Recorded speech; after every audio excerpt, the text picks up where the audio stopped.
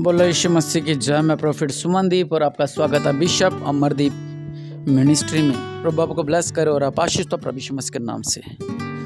और आज एक बहुत ही अच्छा प्रभु ने हमें जो टॉपिक दिया कि हर रुकी हुई बरकत आज मिलेगी।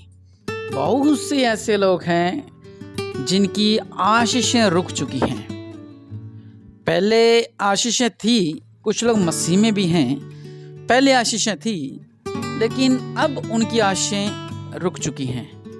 हालेलुया।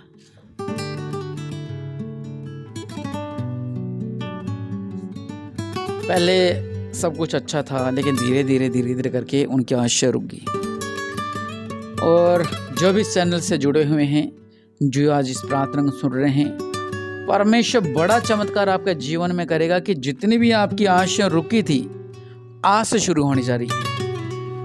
और मैं भविष्यवाणी कर रहा हूँ, जिनका नाम वी से आता है, वी नाम वाले और एम नाम वाले और टी नाम वाले, जितनी भी आपकी ब्लेसिंग रुकी थी बढ़ोतरी होने जा रही है आज से। क्योंकि लोगों के वीजा, बरकत, काम धंधे में, जीवन में, हर जगह उनके क्या है, बरकत नहीं है। क्योंकि उनकी जो कमाई है वो शैतान खा रहा है। अच्छा आपने कभी बार देखा होगा कि किसी के एक बच्चा हो जाता है, उसके कुछ समय के बाद उसके संतान नहीं होती है, वो रुक जाता है। कुछ ऐसे रोग, कुछ ऐसे ज़्यादा गैप डाल लेते हैं वो कुछ सालों का, या कुछ ऐसी समस्याओं जो उनके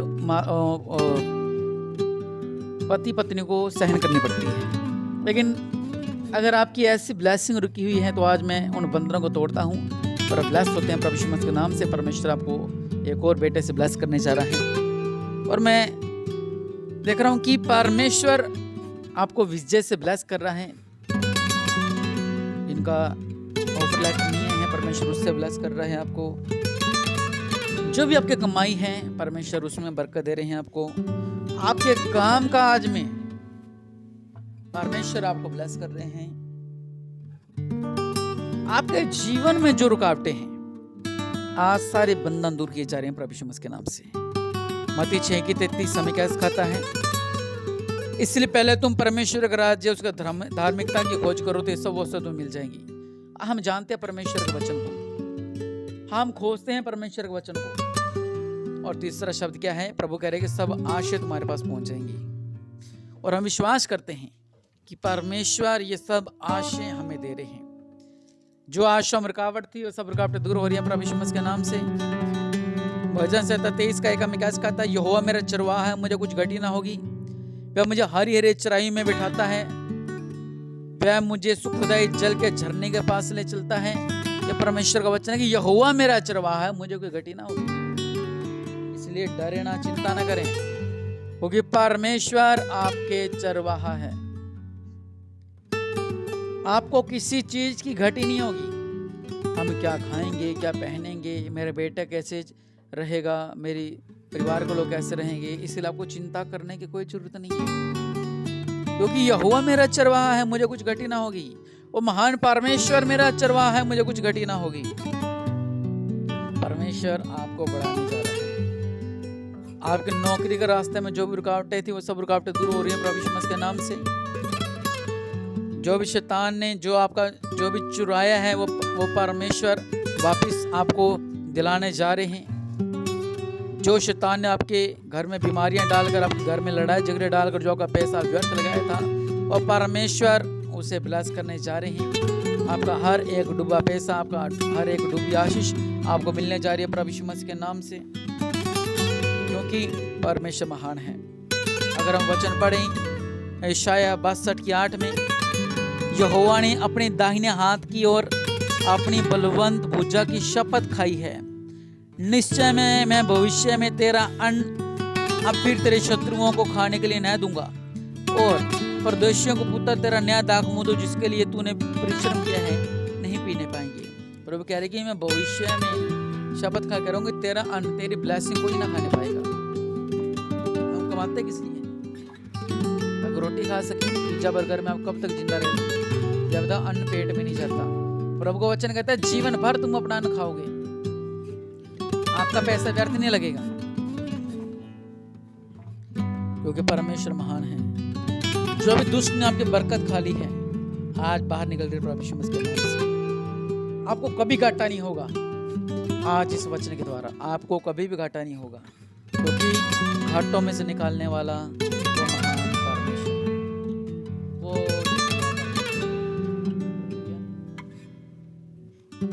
वजह से 34 का 10 में क्या खाता है, जवान सिंहों को तो घटी होती है, वे भूखे भी रह जाते हैं, परंतु यहोवा के खोजियों को किसी भी भली भांति वस्तु की घटी ना हो। जो प्रभु की खोज में रहते हैं, आज ये वचन की खोज, आज इस वचन की खोज, आज चलो ये प्रार्थना करके देखते हैं, आज चलो देश के लिए प्रार्थना करके देखते हैं, आज चलो इस कार्य के लिए प्रार्थना करके देखते हैं, आज इस कार्य के लिए प्रार्थना करके देखते हैं, आज इस भाई के लिए उपवास रख के रखते हैं। हालेलुया। मैं मेरी बुराई नहीं कर रहा, वैसे आपको उदाहरण दे रहा हूँ कि हम जब 6 साल 7 साल के थे तभी से हमने उपवास रखना शुरू किया था, और आज तक हम हर संडे को उपवास रखते हैं।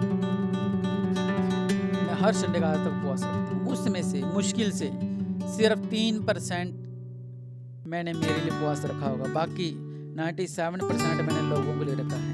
इनके पास संतान नहीं है उनके लिए, जिनका घर में लड़ाई झगड़ा है उनके लिए, इनके घर में गरीबी है उनके लिए, इनके जो पापों में है उनके लिए, जो गरीबी में है उनके लिए, जो दुष्ट आत्माएं हैं उनके लिए, अपनी कलीसिया के लिए, हमारे स्टाफ के लिए। वो बात अलग हम बताते नहीं किसी को, लेकिन मैंने आज तक खुद के लिए कभी उपवास नहीं रखा, क्योंकि प्रभु का वचन कहता है कि प्रभु के खोजियों को कोई घटी नहीं होगी, जो प्रभु की खोज में रहते हैं। हाँ, मुझे पता है, मैं जब लोगों के लिए उपवास रखता हूँ, परमेश्वर मुझे ब्लेस करता है, मेरे घर को ब्लेस करता है, मेरे अकाउंट को ब्लेस करता है, मेरे जीवन को ब्लेस करता है। हालेलुया। प्रभु का वचन कहता है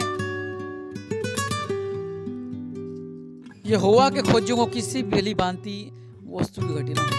जिनको पता है कि ऐसा करने से ऐसा हमें फायदा हो सकता है, जैसे मुझे पता है मैं जब लोगों के लिए उपवास रखता हूँ, परमेश्वर मुझे ब्लेस करता है। और इस समय 49 डिग्री गर्मी है, आपको पता है 50 डिग्री गर्मी है राजस्थान में, तो भी हम उपवास रखते हैं। इतनी भागदौड़ होती, इतना कार्य होता, सुबह 3:30 बजे उठ के टेंट लगाने जाना पड़ता है। कुछ हमारे स्टाफ के लोग पहुँचते 4:45 पे, हम भी 4:30 बजे पहुँचते वहाँ पर, ताकि वहाँ पर प्रभु का आने की तैयारी कर सके। सारा स्टेज से जाते हैं, कुछ हमारे बहनें हैं वो भी आती हैं, कुछ हमारे भाई हैं वो भी आते हैं। उनको पता है कि ऐसा करने से हमें ब्लेसिंग मिलेगी। ये तो कौन अपनी नींद खराब करता है, उन्हें पता है ऐसा कार्य करने से हम ब्लेस होंगे, और वो ऐसा कार्य करते हैं। व्यवस्था विवरण 1:11 में क्या सिखाता है, तुम्हारे पितरों का परमेश्वर तुमको 1000 गुना और भी बढ़ाएगा, और अपने वचन अनुसार तुमको आशीष भी देता रहेगा। हालेलुया। तुम्हारा परमेश्वर, अब्राहम का परमेश्वर हमें बढ़ाता आएगा, इसलिए उसकी खोज में रहें। हालेलुया। क्योंकि मैं आपको एक सीक्रेट बताऊं, आप जितना प्रभु के भवन में कार्य करोगे, आप जितना छोटे से छोटा कार्य करोगे, उतना आप आगे जाओगे। यहाँ पर जब चर्च में प्रार्थना होती थी, यहाँ के टॉयलेट में साफ करता था, और इतना गंद मचाया होता था अंदर, फिर पानी डालना, फिर सरिया मारना उसके अंदर। और आज देखो परमेश्वर मुझे कहाँ से कहाँ उठा रखा है, कहाँ से कहाँ मुझे परमेश्वर ने कर रखा है। मैं कहीं बाहर गया था, वहाँ पर बेंगलोर के अंदर में गया था, उन्होंने मुझे बोला, मेरी ड्यूटी लगाई कि ये टॉयलेट साफ करेगा। मैंने बोला हाँ कोई बात नहीं, मुझे क्या है, लोगों का नहीं करना, परमेश्वर के दासों का करना है वहाँ पर। क्योंकि वहाँ पर सारे पास्टर लोग थे वहाँ पर उनका बेटा था, उनका परिवार था। यहाँ पर जो कलीसिया जो करके जाती थी, टॉयलेट कर जाना या बाथरूम करके जाना, उनको प्रार्थना बाद मैं और मेरे साथ छोटे बच्चे होते थे, हम सब साफ करते उन चीज़ों को, क्योंकि मुझे पता था कि ऐसा करने से मुझे प्रतिफल मिलेगा। और वाक्य में ही आप ये मत सोचो कुड़ करके नहीं, अगर आप कर रहे हो तो खुशी से करो। आप ये सोचो मुझे प्रतिफल मिलेगा, ये ना कहें कि मैं तो सेवा करता हूँ और मेरे साथ ऐसा हो रहा है, मैं सेवा कर रहा हूँ मेरे साथ ऐसा हो रहा है, ऐसा ना सोचें, बल्कि ये सोचें कि ऐसा करने से मुझे प्रतिफल मिलेगा।